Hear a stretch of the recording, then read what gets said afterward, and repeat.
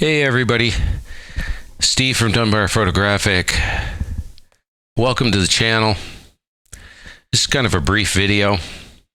I started up the printing process this morning and very exciting. And I want to share some thoughts. I think I've done this before, but I'm going to show you some more prints, only 3. I've only gotten through 3. As you can see, the wall back there is very bare. I have so much imagery. I've got to get going on this. The importance of printing, to me, this is for me. I'm not a social media guy. I don't do Instagram, although I may. I'm not really interested in what people think about my work regarding other photographers. Don't care.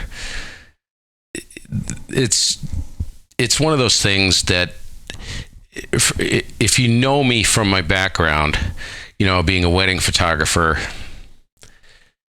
everything went to print, and everything in the middle of that and before that went to print. So did a lot of Cibachrome, Ilfochrome, black and white, had a darkroom set up, and before digital, of course. So my roots go all the way back to when I was about, to be honest with you, about 12, 13 years old. I'm 60 now. So spent a lot of time in the darkroom. And the importance of printing, I just wanted to touch upon that. It's almost impossible to appreciate, for me, my work until it goes to print, until I get it in my hands. Looking at it on the monitor, whatever. It doesn't do anything for me. It's great for presentation purposes online, but that's about it. Print is king to me. Everything I shoot is shot with the intent to print. So yes, I'm extremely anal retentive. And you know, it's just me. But coming back to this, it's been almost a year since I did any printing. And I have a large format printer, which is right there. It's this Epson 7600. And I lit that thing up. I keep it maintained, but I have some old paper that's, oh gosh, 15 years old probably, and I'm burning through that. So I figured I'd just run some prints this morning to slap in some 11 by 14 frames, and I'm just giddy. Once you get a print in your hands of your work, it's different than looking at it on the monitor. I'm just, take it for what it's worth. It's awesome. So what I'm going to do is I'm just going to show you these 3 prints I cranked out and share my enthusiasm and excitement, because when it goes to print and you nail it exactly the way you see it on a calibrated monitor, yeah, it's a beautiful thing. So to me, the photography process starts from the moment of its inception. In other words, when you see the scene, be it landscape, bird photography, whatever, to capture, to post-processing, to print stage. Not just throwing it up online. That's fine, but the print stage is the most important stage to me as far as the final stage. I could care less, like I said, about the online portion of things. I know I'm a freak and a weirdo. So let me get over to the camera.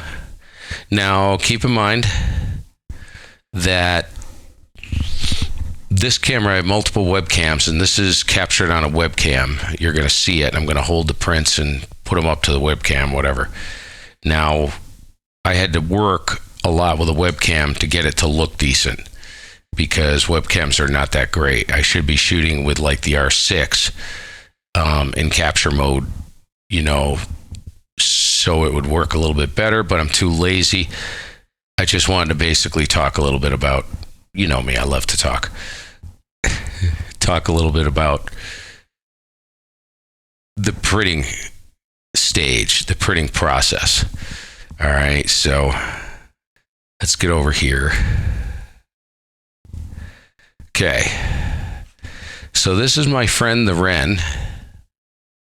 I try to say things that rhyme. I can get them apart here.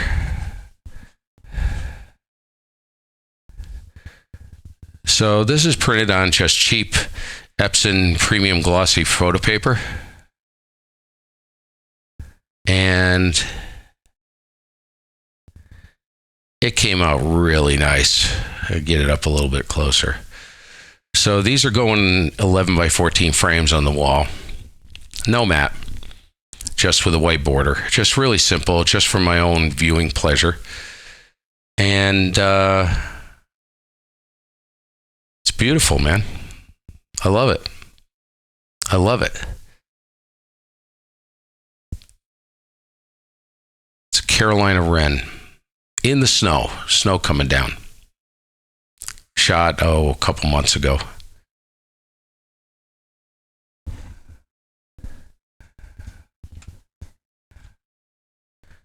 Okay, interesting story with this one. This is an image I took. I was camping at Lake St. Catherine with my daughter easily 10 years ago. And this was shot, I think it was shot on the 16 to 35 and on a 5D Mark II. And we came out of the campground. We had a warning pop up for a severe thunderstorm warning. And came out of the park, went north on Route 30 towards Poultney, little town called Poultney, which is only 3 miles up the road, maybe. And the storm was approaching, right? So what I love about this is that I kept the wind was howling, it was blowing, and it was getting, we were going to get crushed. We had multiple tornadoes touch down that summer.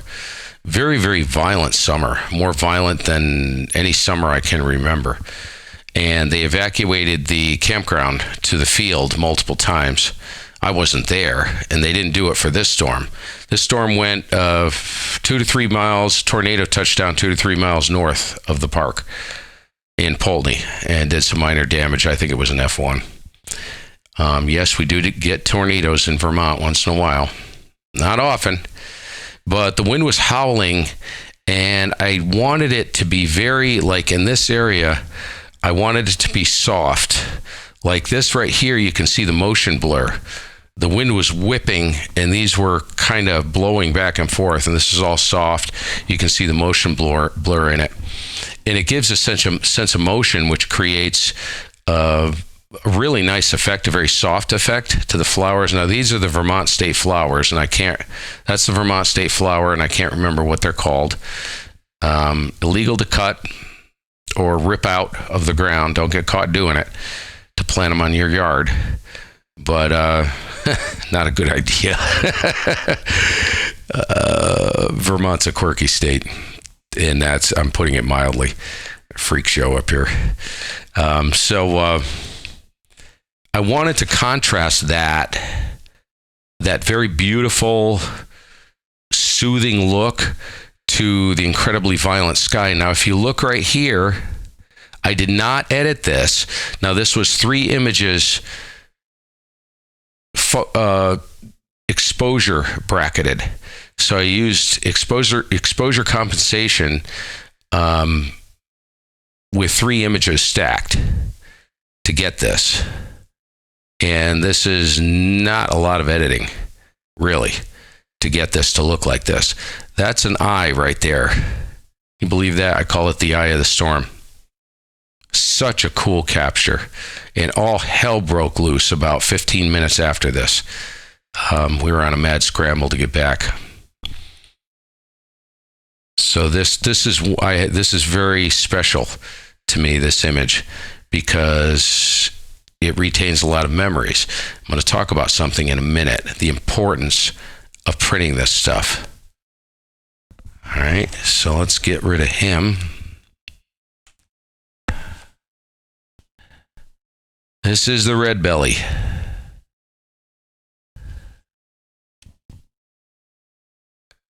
The red belly woodpecker. Sorry about the noise. It's one of my favorite images I captured of the red belly woodpecker. This was on the 90D with the 200 to 400 f4 LIS with a 1.4x teleconverter with a 1.4x activated. Killer lens. Absolutely monster. Last year. This was done last spring, maybe close to a year ago, coming into spring. And like I said, you get this in your hands and you go, wow. No monitor picture on a monitor can compare to getting this in your hands. All right. And you wonder why I'm excited. Whenever I print stuff and I know it's going to come out absolutely stellar, I'm so excited. So yeah. Now, if you look up in that corner right there, you can barely see that picture. That is now this is in relation to printing. That is let me see if I can zoom my camera out a little bit so you can see it. You probably can't. No, you can't. Oh, you can, sort of. So that was shot 20 years ago. Easily. 20 years ago. I printed that and mounted it and framed it for my aunt, who passed away last Christmas, New Year's time. She was 91, 92. Bless her heart, bless her soul. Miss her deeply. She was kind of the patriarch of the family. And I gave that to her as a gift. And my brother asked me when he was cleaning out the house in Connecticut, he said, "Do you want it?" And I said, "Sure, absolutely." So every time I walk in the shack, I see that picture on the wall and it reminds me of her. I don't have to turn on a computer. I don't have to look at it on a stupid display or go to my, social media profile, whatever it may be, to see the picture. It's there. It's physical. It's a beautiful picture. It's a composited images of 3 different monarch butterflies and one in flight. I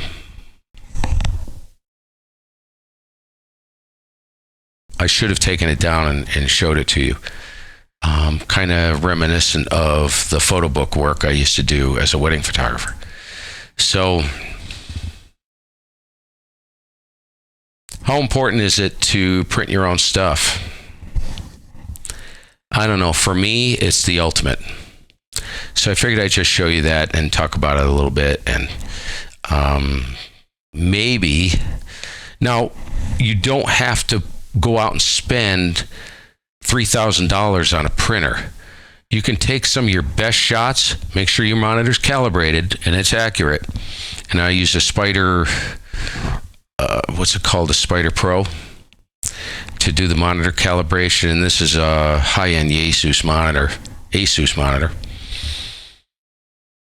And, format the image, find a good lab, a good printer, and get a couple images printed. And I have a feeling you'll end up spending some money instead of trying to buy all this camera gear that will make you think you're a better photographer, and get a decent. Now, you don't have to get a wall hanger printer, a printer that's going to do like 100-foot long print. You can get really good printers. Canon makes awesome printers, Epson. And you can crank out some banging prints. Also, if you sell your work, and this is something else I wanted to talk about, which is really important. Like I said, I am not a social media freak. I could care less. It has its uses and advantages, but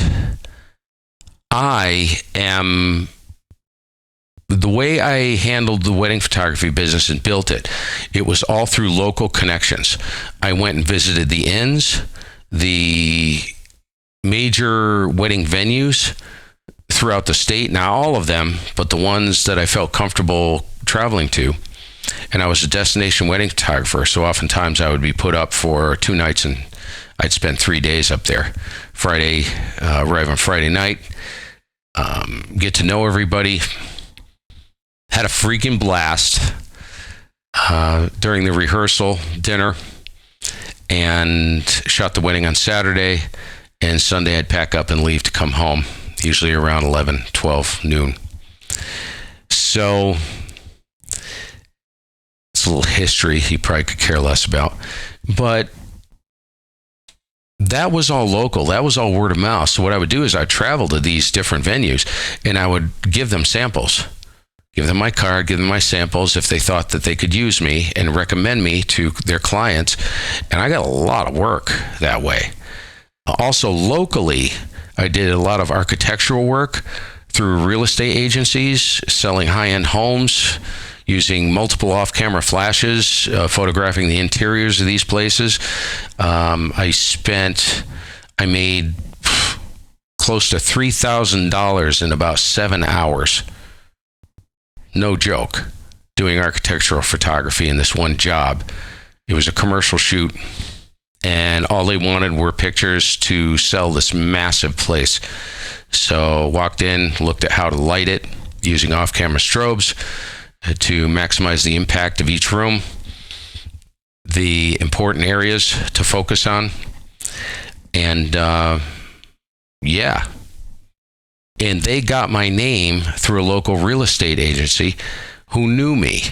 The other thing is, if you decide you want to do craft shows, exhibits, maybe you want to graduate into art exhibits, you're going to need prints. You're going to need an example of your work.